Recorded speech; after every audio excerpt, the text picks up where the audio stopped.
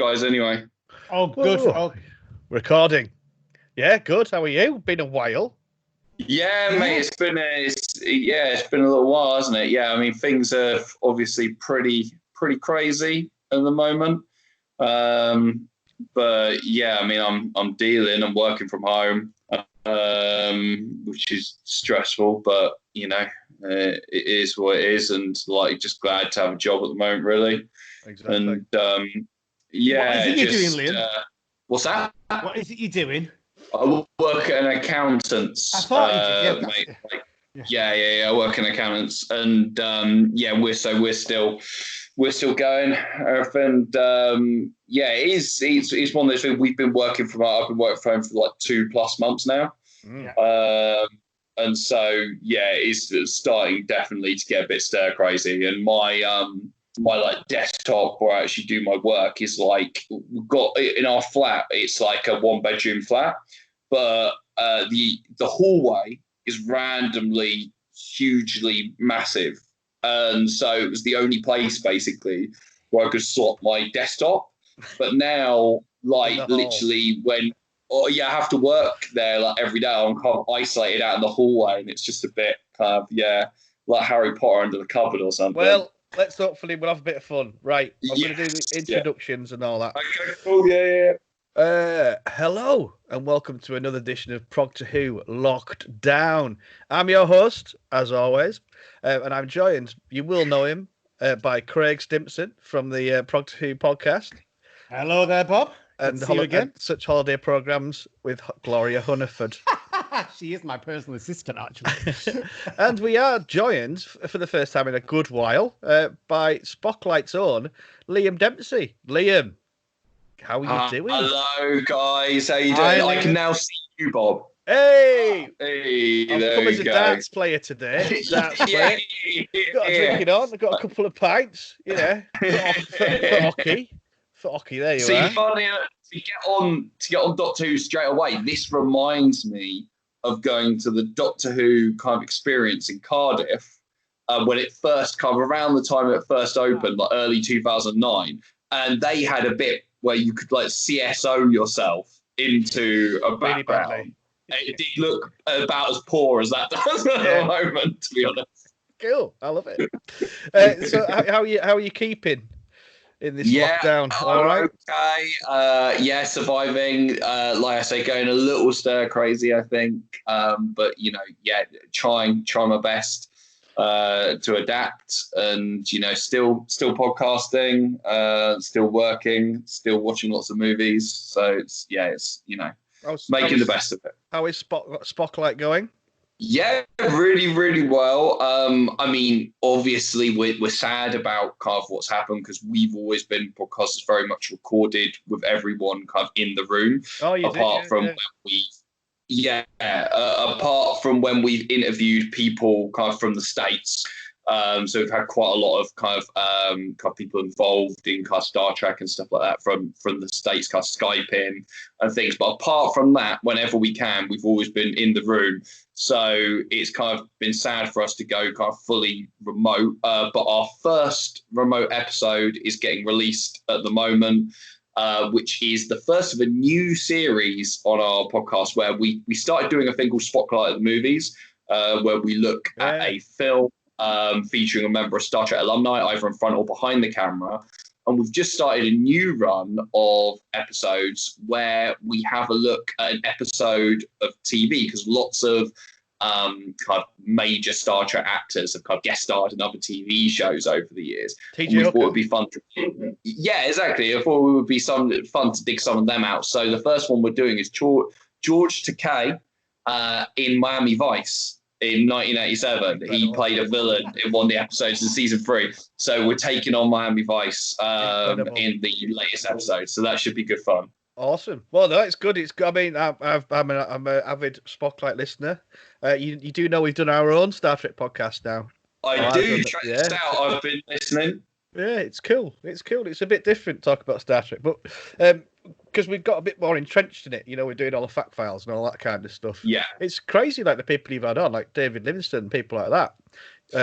You've had some proper good, like guests on. Yeah, no, I mean, we've been very lucky to get the guests we've had. We've had Robert Sallin, the producer of Star Trek II, Wrath of Khan, on twice. He's become a friend of the show properly. He's a lovely fella. Like you said, we had David Livingston on, who's directed more episodes of Star Trek than anyone else. Yeah. And more recently, we've had Shazad Latif, who plays Ash Tyler in Star Trek Discovery. We went to his flat in London, and that was very, very nice. He was kind enough to invite us round. And we've also recently interviewed Michelle Specht, who is one of the lead actresses in Star Trek Continues. That's like the biggest Star Trek fan film kind of series around. She plays Dr. McKenna in that, and she's absolutely wonderful kind of actress. And we interviewed her. So yeah, we've spoken to a lot of people over the years. So definitely, if you're a fan of Star Trek, definitely worth a listen. Oh, without a doubt. I remember I've been listening since the first episode. I remember getting in touch, I think, with you at the time and saying this is what I've been looking for, like a Progtor Who version of Star Trek, really, because they're quite serious. A lot of these Star Trek podcasts, shall we say? Yeah. Like even more serious than Doctor Who. Anyway, I think you've got competition, Craig, today in the talking realms because Liam can talk. I know Liam can talk. I remember when Liam would come on Progtor Who, and it was like I may as well just sit back and relax here now because it's just a full-on verbal war. How are you surviving, Craig? Same as always. Well, today's been a gorgeously sunny day, so it's been really quite good. Not very much work to do. Obviously, we're B&B, so we're closed. And there's only so much kind of stuff you can do to occupy your time. So today's been sunny, so I've been sat outside reading my current book. And it's been quite nice, actually. Yeah, it's good. You like David Dickinson. I must admit, I am a little bit surprised that I've not put any sun cream on because I kept thinking, it's not that hot. It's not that hot. It's not that hot. Red hot today. 26. I know. It was 20 odd. I took the dogs for a long walk as well, which was nice. And then I kind of just when I thought our back garden goes shady at about 3 o'clock, which to me is like heat of the sun. So you got to be in it at 3 o'clock. No point being out of it. So I decamped over into the park and just sat on a rock reading my book. It was a bit embarrassing when I realised that I'd actually gone over with a cup of coffee and kept my slippers on. So I was just sat in the park in the middle of Whitby with my slippers on and people were walking by. And it was just like... This kind of handsome man went by with his girlfriend and smiled, and I thought, oh, he's handsome. As I looked down and saw these slippers, I could feel myself glowing redder, and I quickly took the slippers off. He was just hissing himself at you. Yeah, he probably was, to be fair. But I'm all good, as always. Keep myself busy. It's good. Awesome. Well, before we get into these questions, Liam, I'm going to ask you for the first song, if we can. What have you selected for us today? Okay, yeah, I have selected Death by White Lies, so really, really jolly. The only reason I selected this is just because I'd forgotten to send over a song, and it's when I got into music back in the day, properly. I amassed a vast CD collection because I'm old enough that when people used to actually buy physical CDs and such.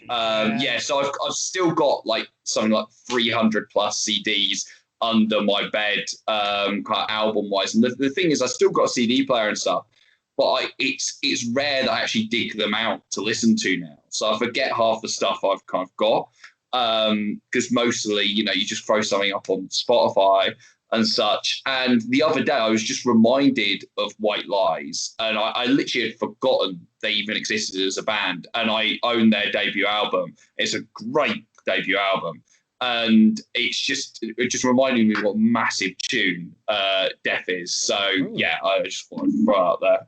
Cool. Well, that's this is White Lies with Death. Fantastic choice there, Liam.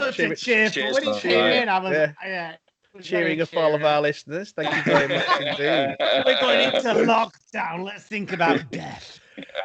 So let's get into this lockdown. We're going back in time now quite a while. It's the day before lockdown, and you've got some decisions to make. And the first one is throughout all of history of Doctor Who, characters or whatever, could be book, audio, obviously TV, whatever. Who would you take with you from the world of Doctor Who as your friend or companion? I'm going to come to Liam first. Okay. Well, I've been thinking about this long and hard, and I thought to myself, if you were asking the 9 or 10-year-old version of me, then my answer undoubtedly would have been Perry for Doctor Who, played by Nicola Bryant, 100%. Who I can tell you, as a young man first discovering Doctor Who, back when I was around 7 years old, seeing, I think the first Perry story I saw was Caves of Androzani, and as she cradled Peter Davidson's Doctor into her loving bosom, I mean, I was kind of away. Can I just check? Is it because you want to travel, and with her being, having that wonderful Australian accent? Is that not Australian? American accent? American. Is that what it was? If she was taken to different places, I'm assuming so. We'd be 9 and 10. You wanted to see new places, I mean, it was positively exotic, Craig. I've got to tell you.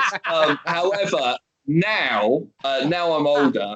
I would pick the Doctor, specifically the third Doctor, John Pertwee's Doctor, because he gets out of this. We've all seen the Silurians. In that, there's a kind of Silurian plague that's made.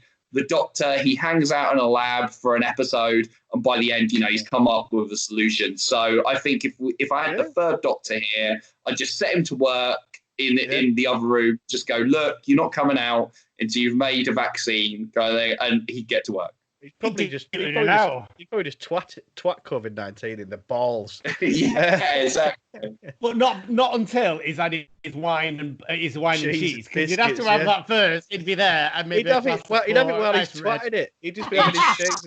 Venetian Aikido, or he'd just come throw it high. I think we could do anything. So, Craig, who are you taking with you? Well, I just like Liam, I had two ways of looking at this. I was a bit tempted, thinking about I'm going to be locked down for quite some time with this companion. Let's take someone that's going to be a little bit exciting. So I was a bit tempted maybe with Jamie for a while, or Adam. I know Adam only made one stock appearance in Darling, but he's always made a bit of a lasting impression. But then I suddenly thought, if you're in lockdown, right, and it all goes a bit wrong with this new person, you are stuck with this person. So I quickly ditched the whole idea of someone nice and attractive, and I decided to go completely opposite. And I'm taking Donna. I'm taking Donna Noble because she's just fun. Her idea of a good night is a new flavour of Pringles, all that type of stuff. I just want Donna to come round. We'll have a good laugh. We'll watch telly. We'll do absolutely nothing significant. She'll cheer me up. There's nothing to worry about because she don't want to mate. So I'm absolutely into taking Donna with me. She'd be an excellent fag hag, Craig. I think that's she would be a great fag hag as well, actually, yeah. And we could, did you see the sample of boxes that she took into the TARDIS, including a hat box? For God's sake, she's going to be great to talk accessories with. That's a good choice, Craig, and I'm not surprised. So you were out to take one non-Who friend and companion with you from anywhere in history time. Doesn't matter if they're famous or whatever, but you've got to have a reason. Liam, who was the non-Who person you'd take with you into lockdown? I mean, really, there's only one choice. I'm already with her. It would be my partner, who I live with anyway. So, yeah, she's already here and she's helping me get through lockdown. So, yeah, no, it'd be her. That's lovely. Very nice. Craig, you? Well, like Liam, I gave it a bit of thought. And, the temptation is to kind of go, I'm going to look in history. And straight away, I must admit, my immediate answer was, I want to go with Rosa Parks. I always had this thing about Rosa Parks. I know she's in Doctor Who now, but I had it well before that. And it was like, maybe that's a bit too much. Now I'll go Karl Marx, he'd be really interested to get locked down. And I thought, we don't actually know these people. What if these people are boring as fuck? What if? That's the dog popping a balloon, by the way. Not dramatic effect. It was Matthew's birthday today, and the little balloon dotted around. And the little young dog's just come wandering around. He started popping the balloon, so I'll send her out in a minute. So anyway, there I was thinking no Karl Marx and no Rosa Parks. And I decided, a bit like Liam, I wasn't that kind of romantic and thoughtful, but I went with Matthew. Shame on me. I decided to go with Howard Jones. Now, regular listeners to Progtor Who will know that I adore Howard Jones. He's an 80s musical artist, very keyboard, but he's had a massive career since then. But as a person that I would love to spend time with, getting to know, and I think would be great, because he's got, he's vegetarian, great diet. And if Well, that's nothing not a more, reason. That's a shit reason. no, I think it's good because I'm not vegetarian. And Doesn't eat meat, Craig. You know what I'm saying? I don't know. I don't fancy him at all. That'd be wrong. You know, right. I'm not allowed to fancy people that kind of. I'm not allowed to fancy the Doctor. Don't fancy Howard Jones. It's just not. It's not on. It's not acceptable. It's immoral. And you know, and more than that, he's into Buddhism, which would be quite interesting to talk about. Fucking hippie vegan. And Oh my god. But then, if it all goes a little bit, you know, we run out of things to talk about. Kill it. He can just do me a gig every night, and I'd be really happy. I could have a couple of wines. He could sing me songs on my request. I'd love it. Howard Jones for me, definitely. Well, I don't like him now. No, I know he's a vegan or whatever, and a hippie or whatever. Who gives a shit what you think? You've not even got one of his albums, have you, Bob? Oh yeah, God. Yeah. Craig, Yeah. have you never fancied any of the Doctors? Not even Peter Gorgeous Davidson back in the day? Oh. No, I was too young. I was about 9, unlike you, who clearly matured early. At 9, I was still into, you know, Kids from Fame and pretending that I fancied Coco, who was played by Erica Gimple. So no, it wasn't until much later that I began to realise that, you know, the appeal of men. So no, I've never, even when people say David Tennant, I kind of go, no, or Chris, no. Never fancied a Doctor, and I'd actually hate it if they cast a Doctor that I did, because, you know, obviously if they cast someone that's sexy, they're sexy at the end of the day. But it's never happened, I'm pleased to say. I think, to be fair, I think the best looking one of them is Jodie. I think Jodie's a really attractive woman. She's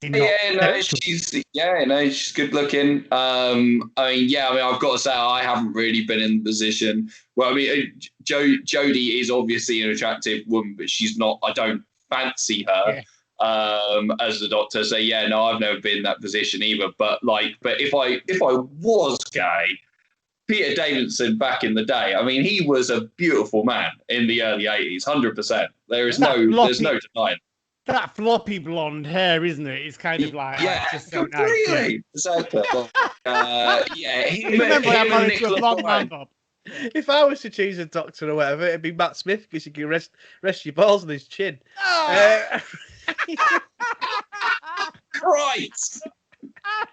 But you know Progtor Who, Liam. You know where we go. I do. And you're just getting involved in. If you're getting a blowjob, it'd be quite comfy, actually, wouldn't it? You don't have to worry about any kind of, you know, aching balls. No, exactly. Lovely. He's got a lovely resting chin. So you've got your friends. That's lovely. But you're going to need some adversary. So some villain or someone to play games with or whatever. So from the world of Doctor Who, any villain, who would you take with you as your adversary into lockdown? Craig, I'm going to come to you first this time. Well, much though I actually really am not a lover of this kind of villain. Sometimes it bores me a little bit, but because they're just so nuts and unpredictable, I'm going to go with a Master. I didn't want a kind of robot. I didn't want a Cyberman or a Dalek or something like that. But I just thought the Master's a bit, or even the Rani. I did dilemma between which Master. Anthony Ainley, probably. I thought I'd go with Anthony Ainley because that's my Master when I was growing up, really, more than anything else. I was a little bit tempted for a short while with Eric Roberts' version because he was good looking with a really hot body. But then I just thought, no, he'll turn into a snake and it's not in the middle of the night, and that get a little bit kind of Freudian.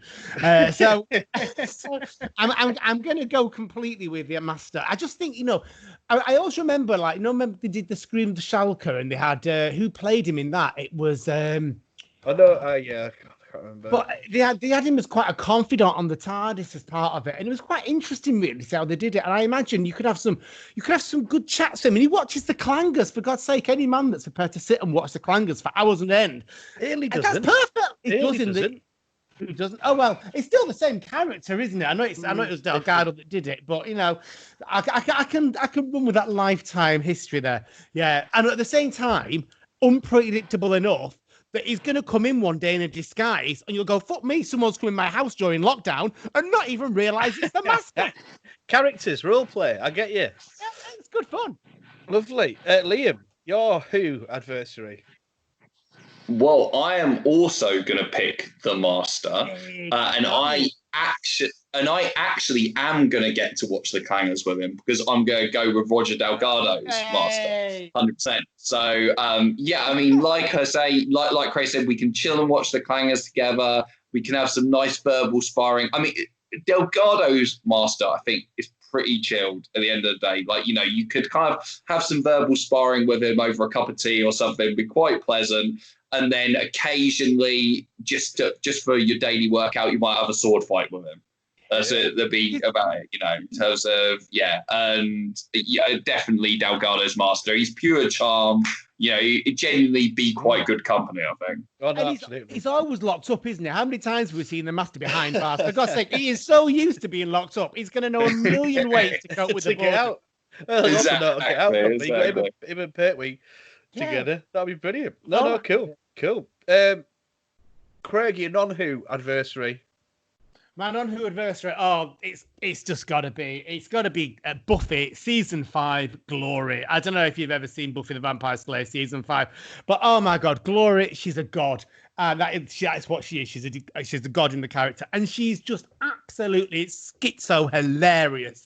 She's just so funny. She walks around in high heels. She has her minions looking after. She's more into having a bath with soaps, and at the same time, she'll quite happily whack someone. She's got the most cutting line. She's into fashion. She's into looking beautiful. Oh, she is just an absolute princess with attitude. And I just think Glory from Buffy, not only is she beautiful in the slinkiest of clothes, so you'd always have to dress well to make sure you matched her.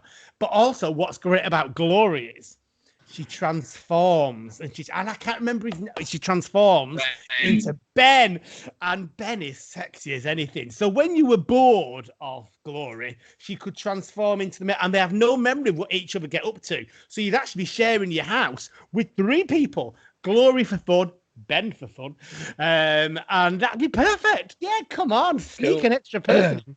I've no idea what you were saying. Something about Buffy. Watch Buffy season 5. Honestly, she's I just watch all of it. At the end of the day, it's a fucking masterpiece. How would you describe the Glory then, Liam? Because she's quite obviously being a bit of a diva, isn't she? Really? Yeah, no, I think you've described quite well. I mean, she's very glam, isn't she, Glory? Yeah. It's kind of I can totally see why she appeals to you. I can totally imagine her being kind of, a gay icon like herself. And plus, like you say, she turns into a man at some point whenever you want that as well. So and he's so caring as well. It's just great, yeah. Eventually, you will have to smother him like Giles in the finale, though. So. Yeah. You've ruined it for me now. I'm not going to watch it anymore. No, you've got to watch it. I can't believe you've not watched it. Spoiler for a 25-year-old TV show. Yeah, fair enough. Liam, who's going to be your non-Who adversary? Well, this is becoming a bit of a theme at the moment with these lockdown episodes that I've been listening to. But I'm going to pick a controversial political figure who I can kick the shit out of. Nigel Farage. Literally just basically keep him locked up in the bathroom, and once a day when I fancy a workout, go kick fuck out of him. That's it. That's about it. Because he's a complete fucking bell end, and at the same time, it will keep me fit at the end of the day. So there you go. Oh my God, yeah. I think. Do you know what that would have been if I ever did this? That would have probably been mine. Yeah, a good choice. Although you've got the shade of him at the moment. You've got Nigel Farage tan there, Craig. Thank you very much. I'm not playing politics, and you'll be very relieved to hear. Yeah, I definitely know you don't have his politics.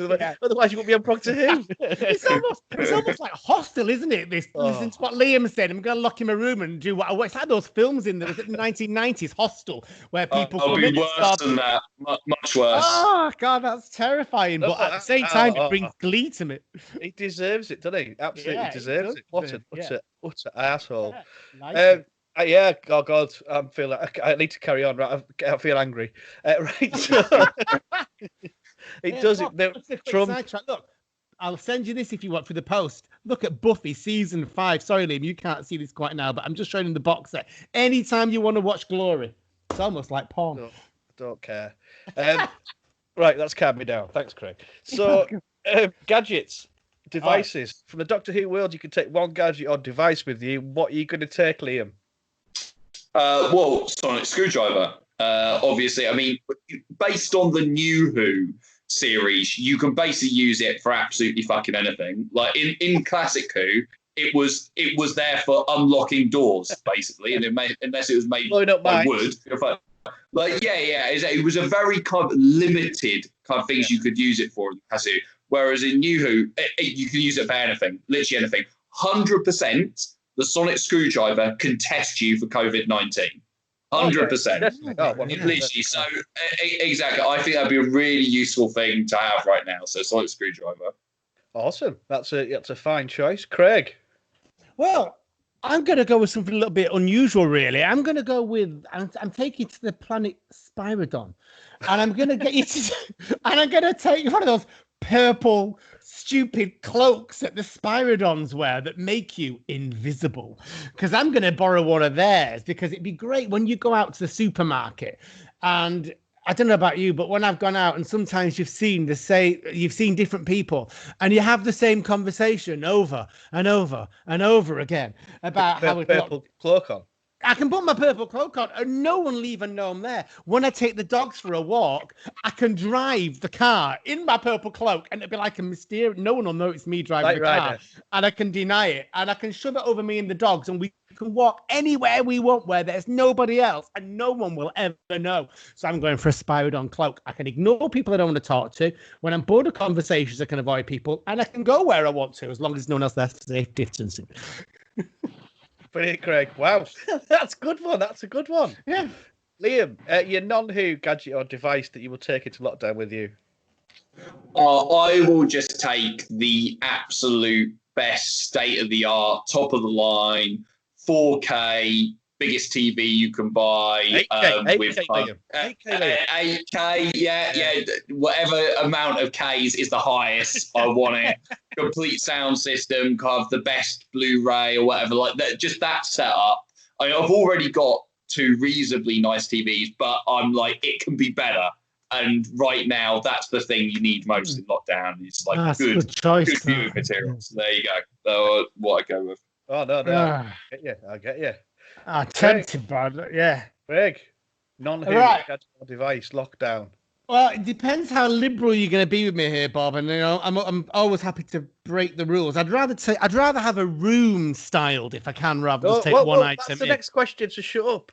Oh, is it? Oh, okay. Yeah. I didn't realise that. So I can take one item in whatsoever. Gadget or device? Gadget or device. I want to take in a kinesis machine. Which is basically, it's a multi... What is it? No, it's like a one machine gym, and you can do loads of things on it. That's good. I've missed having a gym. I've got one set of crappy dumbbells that I managed to buy for 20 quid, and this lad. Called? It's a machine. It's almost like a cable machine. It's called Kinesis. I think it's called Kinesis. Yeah, it is. And it's basically it's like a cable machine, and you can do every exercise on it you want. And it's got different plates, so you can stagger the weight. So you can do everything: your chest, your legs, your arms, your glutes, you name it. You can do it, and you can do it really light to really, really heavy. So you just have one item, and that'd be great. And there's no fiddling around with weights. You just move a little peg from one weight to the next. Oh, genius! Can you get them in your house? They're quite big. Oh yeah, God! You get in a corner in a gym, it takes up no space whatsoever. You might have to. But it would be very. It would be very expensive, though, Bob. I'm guessing to be honest. Yeah, it'd be extremely expensive right now. That does sound amazing, though. Yeah, because I'd like a whole room kitted out as a gym, but I think the kinesis machine as a single item would do it quite nicely for me. Sounds like it can read minds or something, or like move stuff. Kinesis. Yeah. Right, cool. Thank you, Craig. You're welcome. Right, so you've got your companions, you've got your adversaries, you've got your gadgets, but you need something nice to sit in. So, decor. From the Doctor Who world, Craig, which TARDIS interior would you take into lockdown with you? Do you know, this was an immediate, much though it might not be my favourite Doctor's TARDIS. If I had to live in one console room and only one console, it has to be Paul McGann's.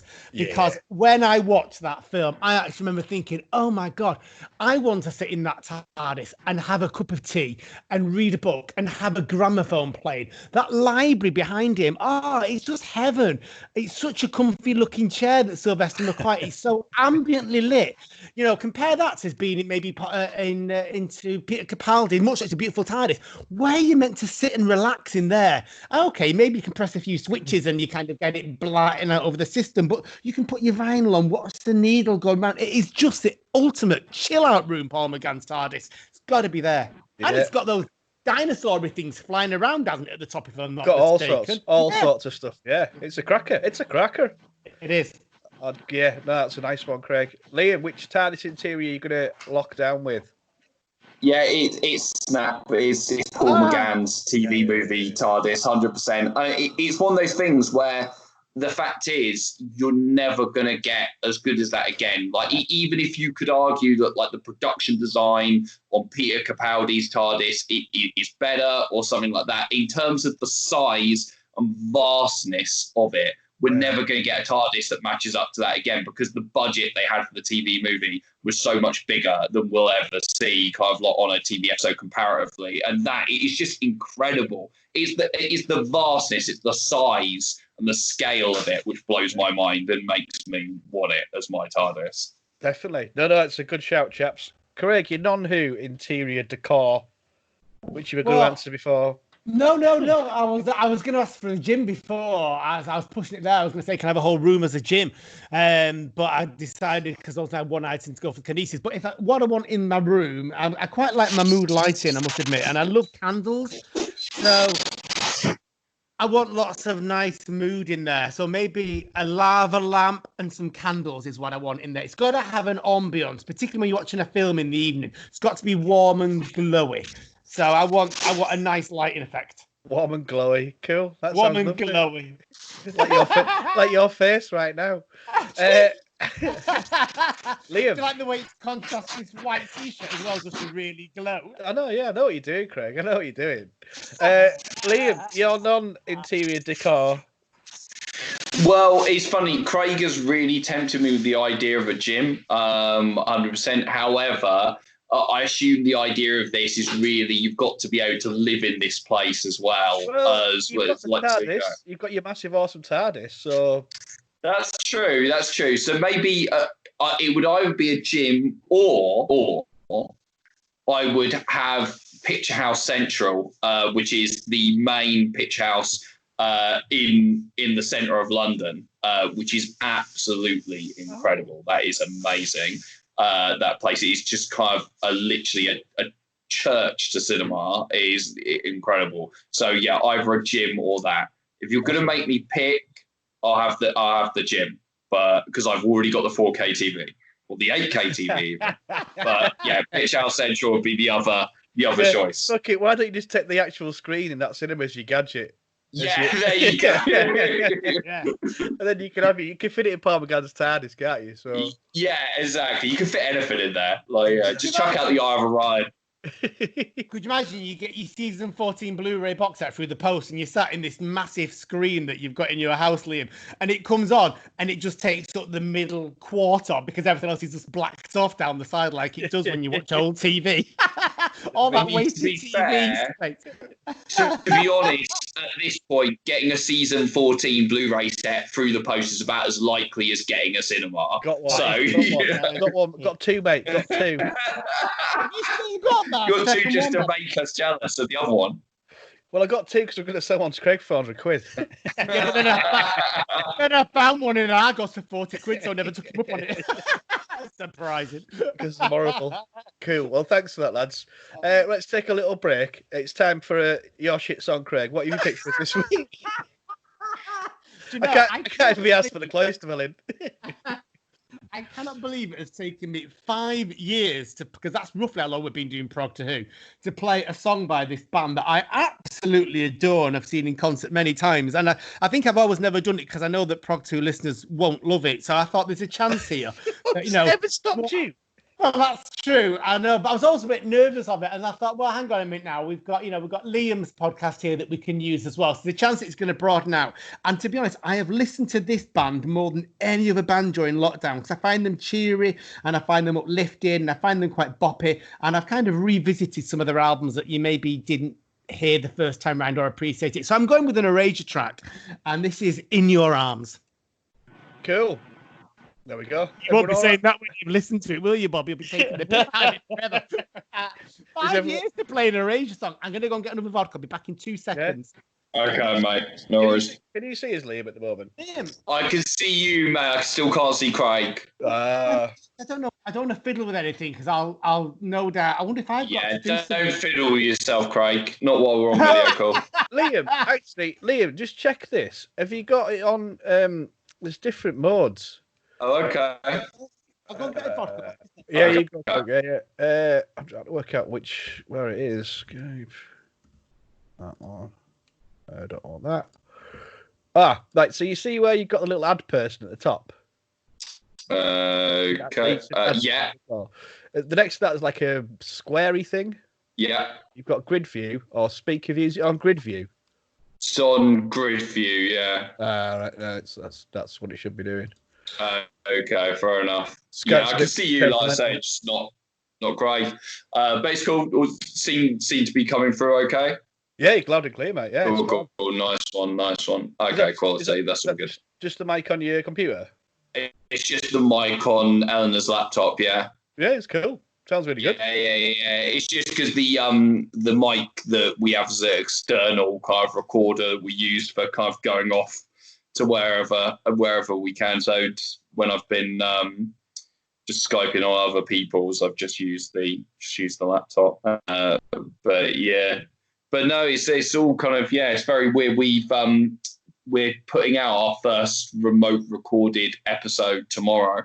Right. Because we took a big break because literally we were quite lucky really when lockdown hit. We'd already recorded quite a lot in advance, and we released it. So it was only we haven't taken a month off or anything. We released an episode last month. Which was the James Dyer episode, the guy from Empire magazine coming on to talk about Chain of Command. What an episode that is. Yeah. It was great chat with him. Really, really good because he's a massive Star Trek fan, obviously.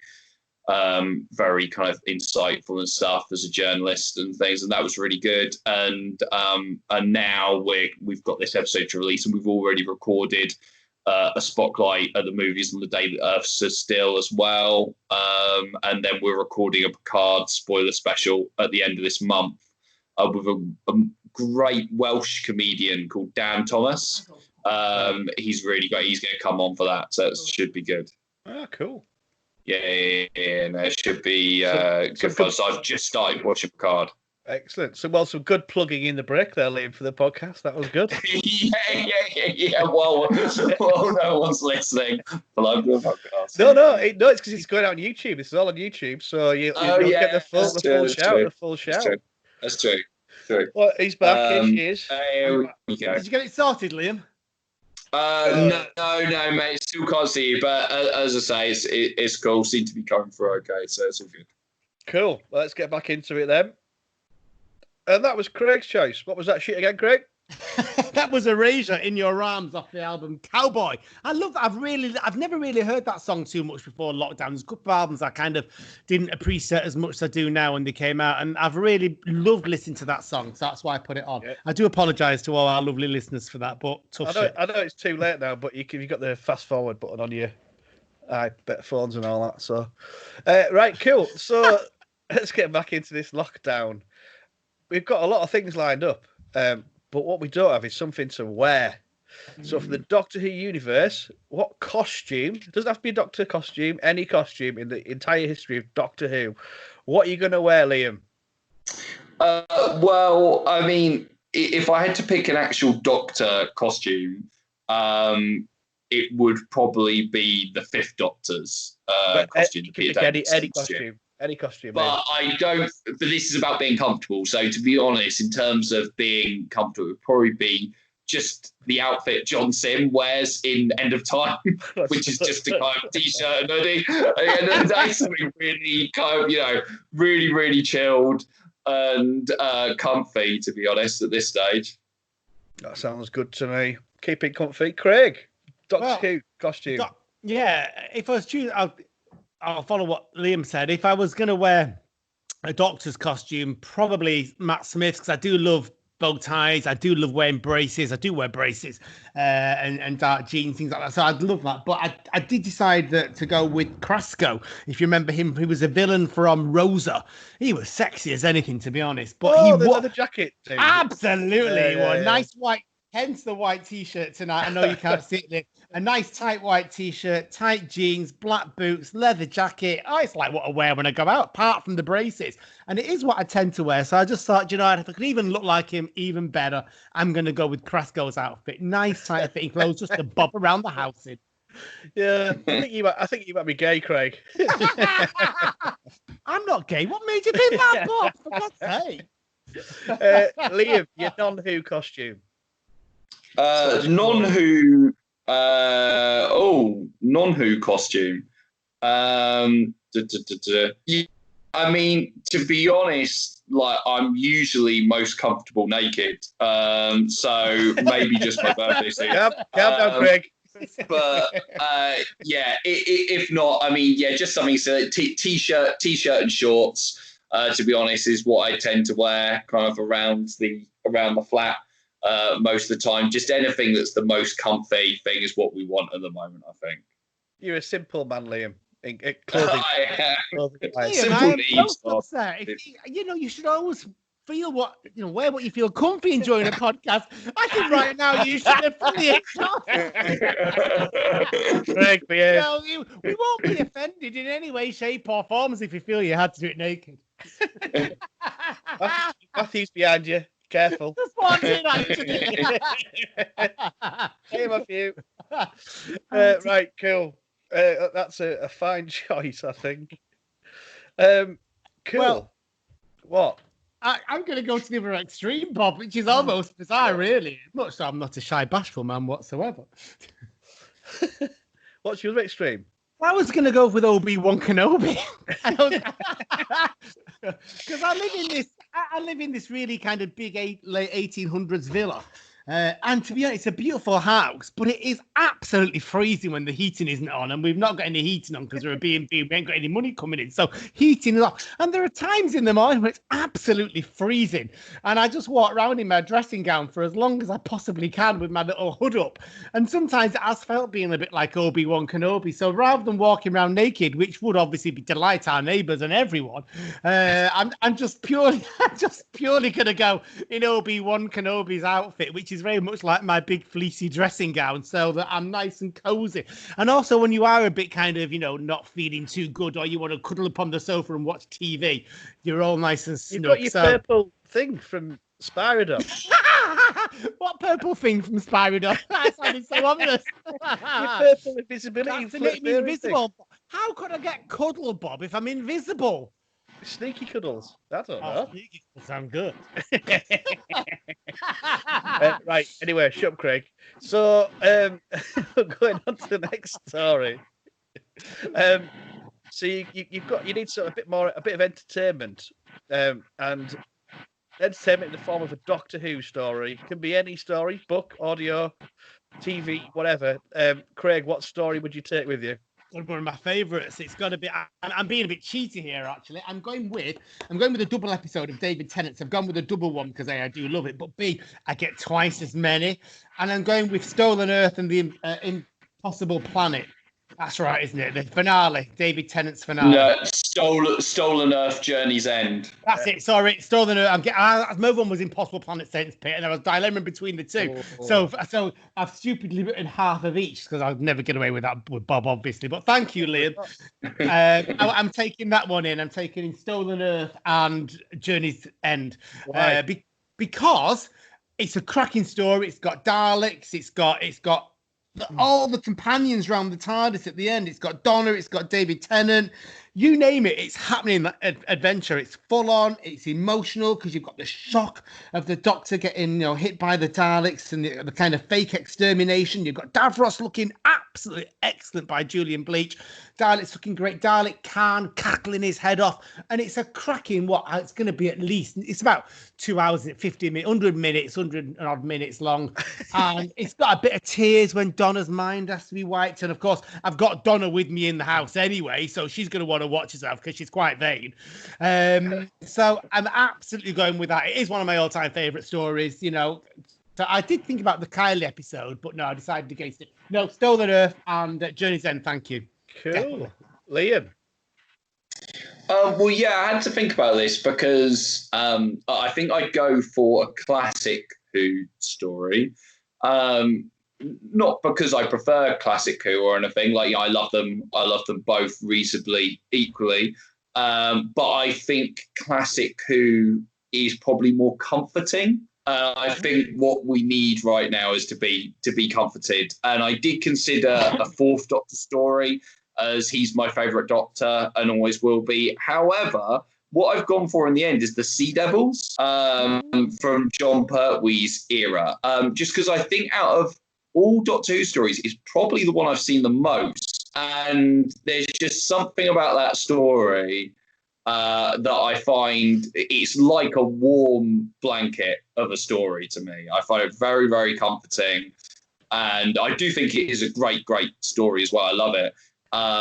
And yeah, I think that one would fill me full of nostalgia and stuff. But funnily enough, it was the first John Pertwee Doctor Who story I ever saw, because it was part of the it was part of the 30th anniversary repeat run, which was going on when I was like 7 and 8, and that's when I first got into Doctor Who. And I remember watching it, and it is the first Doctor Who that made me hide behind the sofa. Was when I first saw kind of, you know, just a glimpse of a Sea Devil in the first episode. Freaked me the fuck out, like, completely. And I literally could not watch Doctor Who for 2 weeks. So I came back with part 4, and then got back into it. And so it wasn't until years later when I bought the double pack VHS that I got to see the entire story. And yeah, over the years, I've now got it as a DVD in the Beneath the Surface box set. I've watched it so many times. I think it just massive, warm, fuzzy nostalgia story. Yeah, how do you find the music, Liam? How do you does it not put you on edge? I know it puts me on edge a little bit. I love that music in that story. It's amazing. The weird electronic blink. I always imagine some cat running across a keyboard and they play, quick, press record. It sounds great. It reminds me of Craig speaking. Kids. That's a good choice. I remember that was the Time Meddler from Hartnell, the Mind Robber from Troughton, and then it was the Sea Devils from Pertwee. I taped them all. And Genesis from Fourth Doctor, Case of Androzani for Peter Davison, Revelation of the Daleks for Colin Baker, and Battlefield for Sylvester McCoy. Those were 7. I taped all them. It was awesome. To be honest, it was absolutely amazing. There are so many stories to take into lockdown, aren't there? And sometimes it's the ones you've not seen forever. I'm just watching season 14. I've just started watching Face of Evil, and I'm actually really enjoying it, you know. And it's like, I've not seen this for so long. And actually, that's what I take it to lockdown, because it's just what came through the post. And obviously, you know, didn't have to pay 400 quid for it, Bob. So, and also the men are wearing virtually nothing, which does help. Always, Craig. Right, cool. Your non-Who story, Craig, can be book or whatever, just whatever. I'm so shamed with this, but I'm going to have to tell the full story, because there's a reason I've come to this conclusion.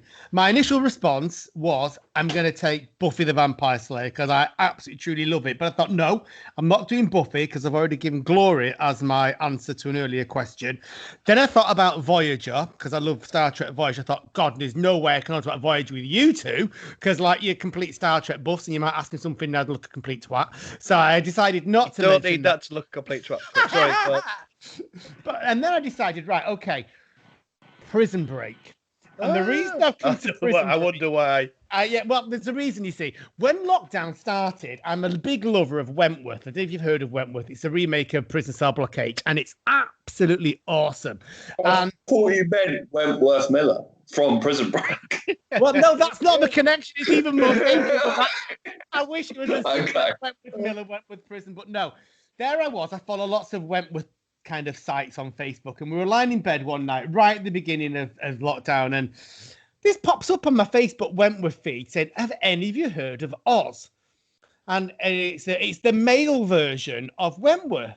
And I turned to Matt and went, oh, Matt, there's a male version of Wentworth. Those men in prison. And he went, well, what's it called? And he sat in bed and Googled it. And he goes, look at all these men. They're really good looking. Let's see what the reviews are.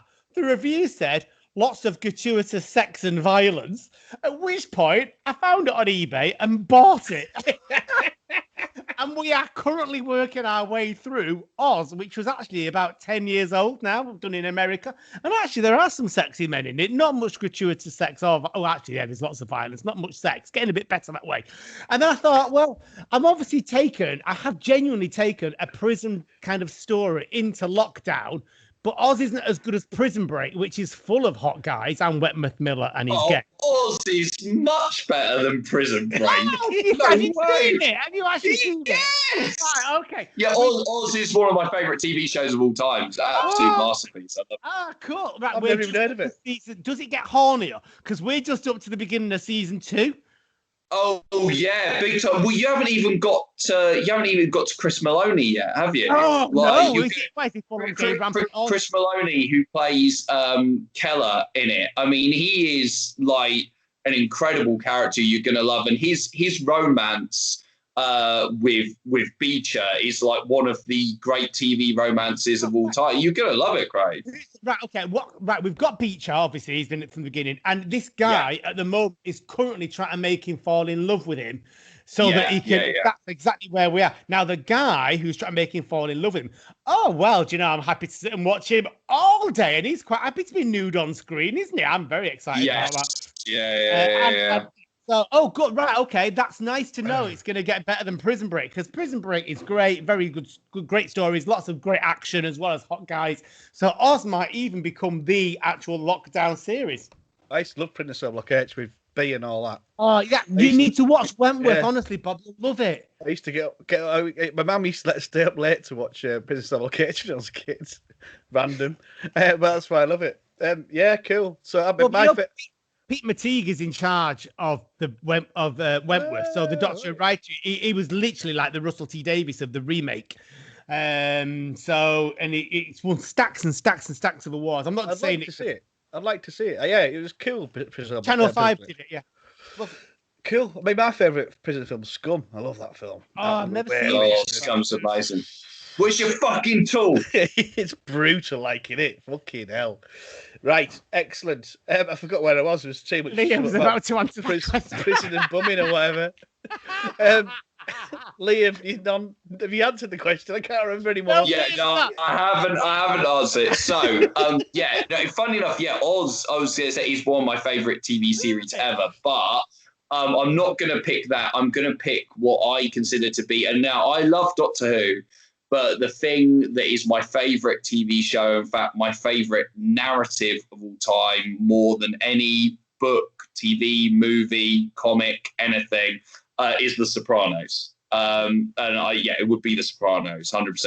I've seen it all the way through, something like, or almost all the way through, something like 8 times or something like that. I'm absolutely obsessed with it. So I can always find new things every time I watch it. So The Sopranos all the way. I need to watch that. I've never actually watched The Sopranos. I've never seen it. It's fucking brilliant. I mean, it's literally, I can't, I'm evangelical about it at the end of the day. I watched it from when it first came on Channel 4, when it first aired in the UK, on Channel 4, back in 99, 2000 time. And it is just absolutely incredible. It's just, for me, it's just better than anything. It's like Alan Moore, the creator of Watchmen, called it the modern Shakespeare, and I completely agree. I think it's just absolute masterpiece. High praise indeed. What's it actually about, Liam? Because when I think of The Sopranos, I just think of some kind of like middle class singing, tuxedos. It's not that, is it? No, it's a gangster drama, but the difference is it focuses as much on the mob boss's kind of own family and those family dynamics as it does the mobster family as well. So the idea is it shows both sides of that kind of family, and it's absolutely superb. It's just so that the characters are just the best, most well-drawn characters on TV ever. And James Gandolfini, who plays Tony Soprano, who's unfortunately now passed away, for me is the greatest acting performance of all time. He's been great in loads of films as well, but in that it's just the best character, best performance. I love it. Well, cool. I'm sold. Cool. Well, we're coming to the end now, lads. Final question. Now, this is I'm gonna explain it to you, even though you probably have an answer or you'll know. But it's your favourite memory relating to Doctor Who. So we're all Doctor Who fans. That is confirmed. So having a love of this show has given you opportunities and made some awesome memories. But what is your number one memory of being a Doctor Who fan? So, for example, meet Sylvester McCoy for me, John Pertwee, getting to know you guys on Progtor Who, meeting Liam in Brussels for beer. You know, that was only bragging, for God's sake, Bob. You told me that so many times. How cool was that? Like, completely random. Mate, most random thing ever. so random. Yeah, it was just, that was cool. You know, we wouldn't, if I had a Doctor Who, and you hadn't been on the show and all that kind of stuff, that would have never happened. It was just like super cool, man. Well, what I loved about it, the randomness is that's where I met you in terms of like, it's not like we met up at some point in the UK. It's like, no, we had to go to another country to meet up. Like, I still owe you a fucking beer, by the way. Oh, I don't forget. 100%. When we get out of this. Oh my God. That'd be good, Liam. So that kind of thing. So, Craig, your favourite memory relates to Doctor Who? You know, there are so many lovely memories of Doctor Who. I'm going to go one, but the three are dilemma over very quickly. The first one is when I discovered it was coming back in 2004 when you found out. The second one was forgotten. The day it came back, but it had to be when Doctor had been on for, let's say, 2 years, and me and my husband went down to Cardiff and around that area, and we did like a little weekend tour of the filming locations. For me, that was some of the best days I've ever had. For me, it was just pure indulgent. We drove around the sites and we played Doctor. It's so corny, actually. We played Doctor Who soundtrack, and we ate in some of the restaurants. And they ate in there. And bless him, he completely indulged me in it. But I absolutely loved it. And as a fan, to stand in the places where they were filming and see it and just talk about Doctor Who for a full weekend, I loved it. I absolutely loved it. So that for me is one of my favourite special Doctor Who moments ever. More than a moment, I suppose. It's a couple of days, but it was a prolonged experience. When you say husband, you mean carer, don't you, Craig? No, I don't mean carer. I mean husband. Social worker, actually. I'm not allowed out on my own unless I'm accompanied by him. I've got this band now in Wales. Do you know what's really fluky is once, I've done this 3 times now, this little jaunt down to Cardiff. And once I was driving across this bridge, don't know where it is because my geography's really shit, but basically you've got to go across it to get into Cardiff or into Wales. And as I went over this bridge, randomly, and I must have thousands of shit songs on my playlist, Bob. I'm sure you'd agree they're all crap. But there are so many songs on there. And as I set foot onto, as the car drove onto the bridge, the Doctor Who soundtrack started playing. It was just pure genius. I'm sure it was a divine intervention. Cool. That's lovely. I love that. That's nice. Liam?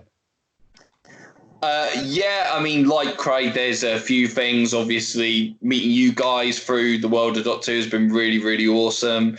And also, I agree when it actually came back in 2005. Because I wouldn't say when it was announced, because when it was announced, I was like, I'll believe it when I see it, because that's the way it was in those days. Yeah. But when it actually came back in 2005. And it became the phenomena that it did. It was absolutely huge immediately when it came back. And suddenly, like, people who I would have never have dreamt to talk about Doctor Who with were turning around and go, oh, Doctor Who's amazing. I love Doctor Who. Yeah. And I was like, wow, this is incredible. But I think you kind of can't beat childlike excitement. And I think my chief child memory of kind of Doctor Who in terms of really strong one is I went to the Doctor Who experience in Llangollen in Wales. Now this closed in 2003, so before Doctor Who even came back. It didn't survive the wilderness years. But this was a museum in Wales where the Daypole factory was. Oh, the Daypole my company God, that used to make the Doctor Who toys. So basically, it was half museum dedicated to Doctor Who. So lots of kind of, costumes and kind of video and stuff like that. And then half the actual Daypole factory for the Doctor Who toys, which you could tour.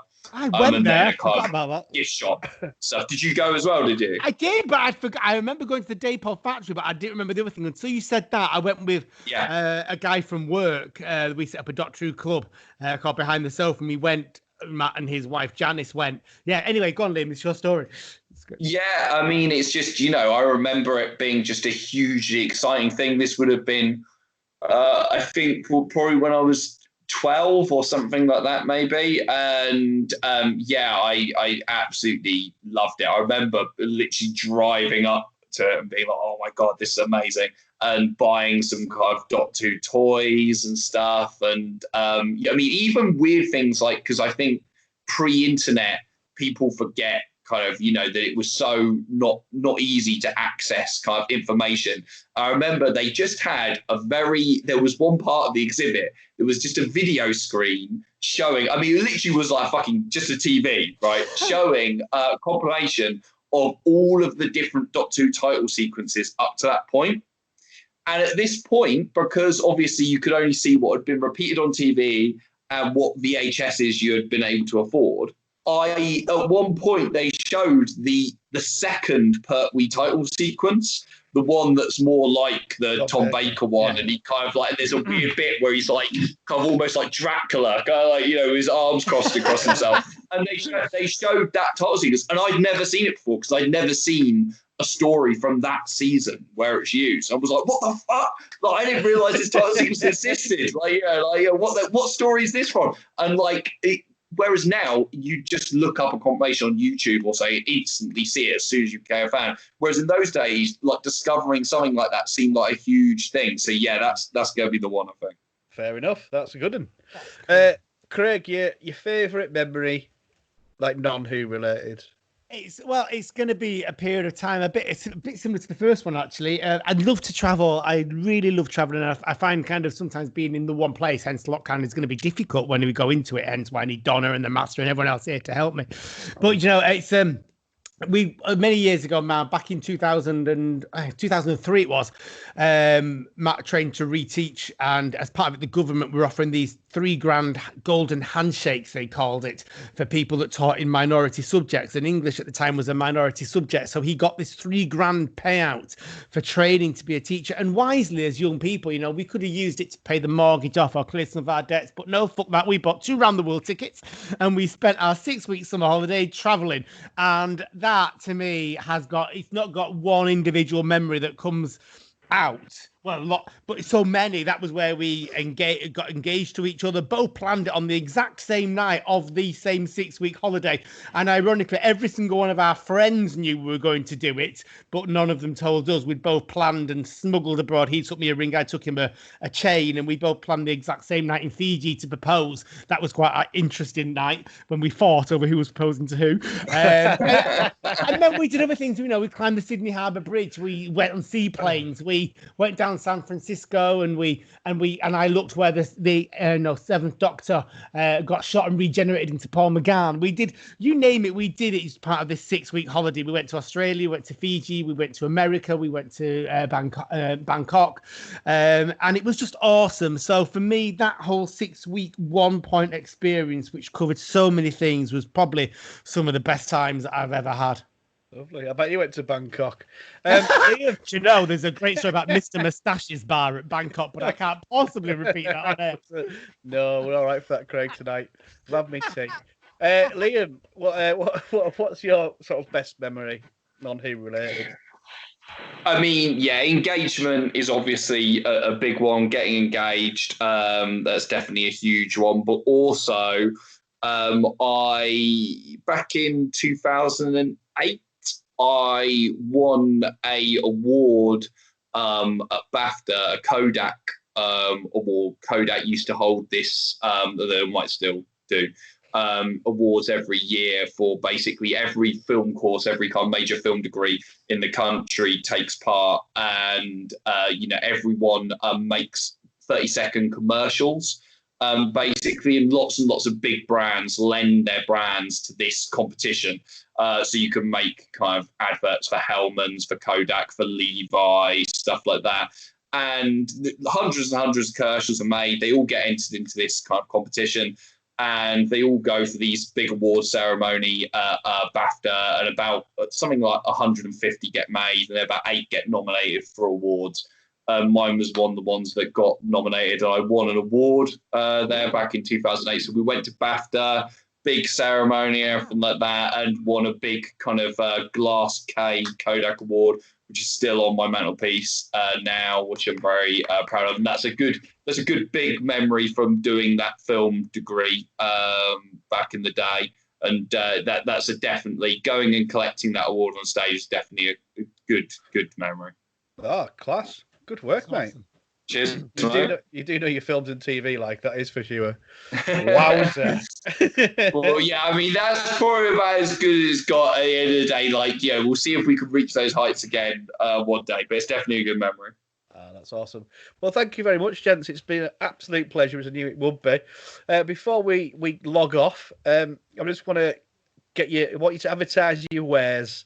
Craig, what are your wares that you would like to advertise? Well, oh my God, I don't even know what he's thinking. I don't know what he's thinking. Well, obviously, I want to, just very quickly advertise Progtor Who. I'm not going to go past this and not mention our fantastic podcast. So you might want to check that out. I don't know how. Well, they are right now, Craig. So that's that's how it is different. Oh, that's true. Yeah, it's subdivisions of check this out. That's always a good one. And the Take Your Seats podcast. There we go. Just mention those two. What else? Obviously, I want to mention my own business, which is Dylan's of Whitby. Fabulous 5-star, beautiful B&B. Definitely is. Done. If you want to come down to Whitby, you can't go there at the moment, though, unfortunately. As of the 4th of July, and if you ask me nicely, I'll show you my sonic screwdriver. Awesome. Thanks a lot, Craig. Very well. Liam, I know you have ways to advertise. Please advertise them now. Yes. So, I mean, really, it's my podcast, Spocklight, is the thing to check out, which is a Star Trek podcast. As I say, the idea is we kind of view Star Trek from a non-Trekkie perspective. I mean, we've now been doing the podcast for coming up to 4 years or so. So I'm not so sure if we can call ourselves non-Trekkies anymore, but that's still the perspective we try and view it from. You can find it Instagram, Facebook, and Twitter at Spocklight Pod, and on all good kind of podcast places. Like I said, we've interviewed lots and lots of people from the world of Star Trek, so definitely worth checking out. We've kind of had a lot of interesting people from kind of, all over the place on as well. We've had a lot of interesting guests and examined lots of different areas of Star Trek. So definitely come and have a listen. No, definitely. Like I say, it was me. I was looking for a podcast that was Star Trek related that was not boring as shit. And then I found yours, Spocklight, and I fucking loved it. Like, I think I pretty much was from day one, and that's when I messaged you and said, this is class. Like, well done. This is really good. Do you want to come on Progtor Who, whatever on it? I think. Yeah. I mean, Progtor Who was the first podcast I went on after starting my own podcast, I think. Yeah. So that was because it was very early doors. Like when I came on Progtor Who, like we'd only released at that point, I think something like 6-7 episodes or something like that. Back when we were still doing the movie. So that was a huge thing, man. I really appreciate it. Did not scare you away, Liam? Was it not terrifying coming on with me, Mark? No, not at all. I mean, you guys may feel very welcome. I remember it was for Knock Knock, the Peter Capaldi episode that I came on for. And it was a really, really great experience. And now I've guested on tons of podcasts over the years. It was absolutely awesome. I really appreciate the support, mate. Definitely a friend of the show, without a shadow of a doubt, Liam.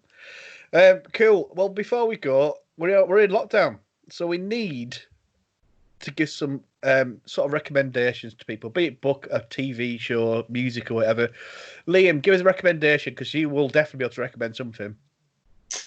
Oh, okay. I mean, like I say, Sopranos, 100%.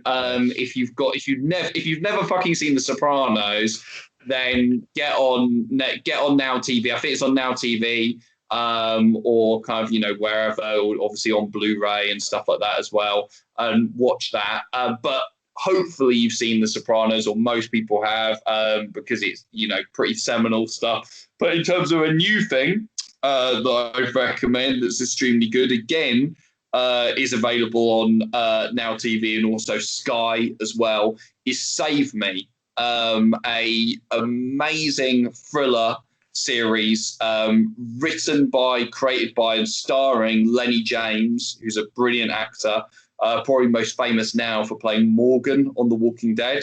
And he has basically crafted this thriller drama about a missing child.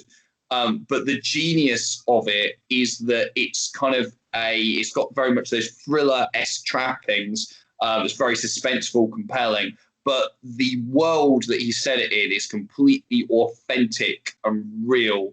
And it's like mixing something like Shameless with something like The Missing or something like that, and kind of fusing them together. And yeah, it's absolutely fantastic, really compelling. I hugely recommend that. Save Me, find that on Now TV or Sky, yeah? Yeah, perfect. That's it. Thanks a lot, Liam. Cheers. Craig? Well, I've chatted a lot about kind of TV a lot. One thing I don't talk too much about is books. I actually adore to read. I've always got read.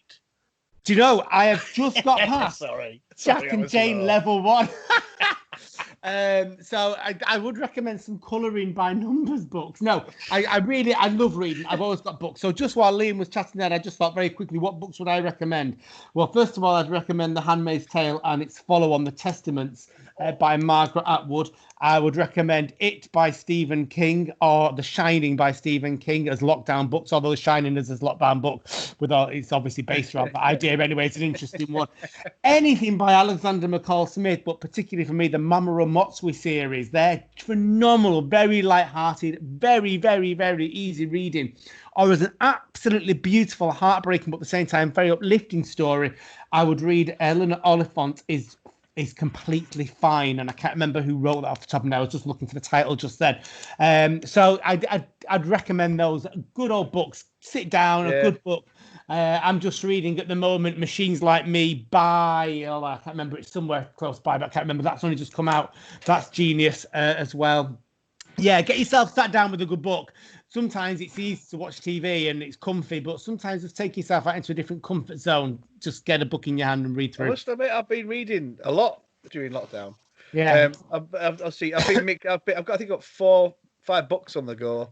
I had Watchmen on the go, like I always have a Batman novel on the go. But I've been going through like Game of Thrones.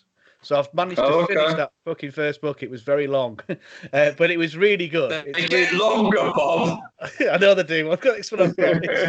And so I've the Expanse, a TV show. Yeah. So I'll be reading them books because it's a similar sort of thing to Game of Thrones with the character chapters and stuff like that. But one I have on the go at the moment, which I don't know if you should read it in lockdown, is 1984. I can't believe I've never read it before.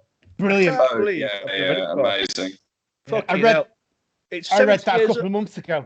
Literally, I'm on a real dystopian sci-fi. I had to stop reading them and go on to lighter things.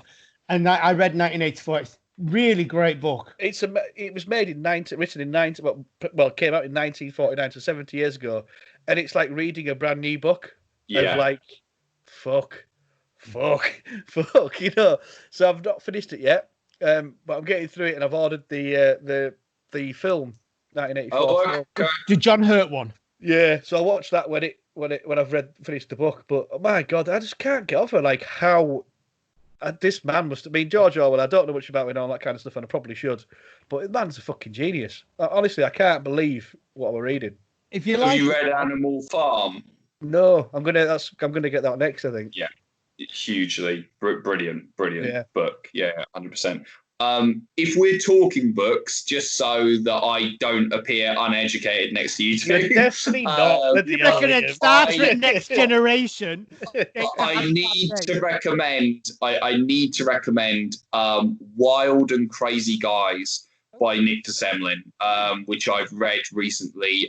Nick is he's actually currently acting editor for Empire magazine, the film magazine, and he's been a guest on Spocklight before he came on to talk about Inner Space, the film, which of course has Robert Picardo from Star Trek Voyager in it. And he wrote a book called Wild and Crazy Guys, which basically charts the rise of the 80s Hollywood comedy legends. So Bill Murray, Eddie Murphy, John Candy, John Belushi, Steve Martin, all those kind of guys. And it is an absolutely fabulous book. It's just coming out in paperback now. I think the paperback, or very soon, the paperback edition's coming out, but you can get it on hardcover as well. It's incredibly addictive reading. If you're any fan of kind of comedy or movies or those kind of actors, it's brilliant. I hugely recommend it. Wild and Crazy Guys by Nick DeSemlin. Awesome. Just before we go, I noticed you were nodding when I said The Expanse. Have you seen The Expanse, Liam? I haven't. The reason I was nodding is because I feel like I know what it is. As James Dyer, who's another Empire guy who's been on Spocklight multiple times. He's a massive Expanse fan, is always waxing lyrical about that on the Pilot TV podcast and stuff like that. And so you think it's worth checking out? Mate, it's the best thing I've ever seen on television. Oh, okay. That's how far I will go. It's kind of like, I mean, I don't know if you're a Battlestar Galactica fan of it's kind of like that, but better. It's just brilliant. It's nuts. Sorry, I was quite interested to hear what your opinion on The Expanse would be, from like your sort of expertise point of view. But it's great. It's basically like Game of Thrones kind of in space, and the way they do the stuff like the gravity and all that, it's so realistic. It's insane, and it's 4K and it's fucking ace. So. Yeah, better than the BSG reboot is a big swing, because that's damn good. I mean, it's amazing. I would definitely check it out. The only thing is with Expanse, the first season, you've got to watch it and go, what's going on? I've no idea. No, not a clue. But it looked ace, so I just kept having to watch it, and loads of my mates were saying it's brilliant. So I was like, right, I'm going to watch it. Get to the end of season 1. And then you enter into season 2 and it all makes sense. And then when you go, there's 4 seasons now. So when you go back and watch season 1, it's brilliant and all makes sense. But at the time, I was like, I don't know. I have no idea what's going on. It looks cool. That's all I had to do. So persistent. I think it's all on Amazon Prime, isn't it? It is, yeah. 4K as well. Yeah. I've just got Amazon for Picard. So, I will check it out, definitely. Absolutely. And let me know what you think as well, please, Liam. But it's will do. Been ace to have you on the show, and it's great to talk to you again, Craig. It's been right, yeah.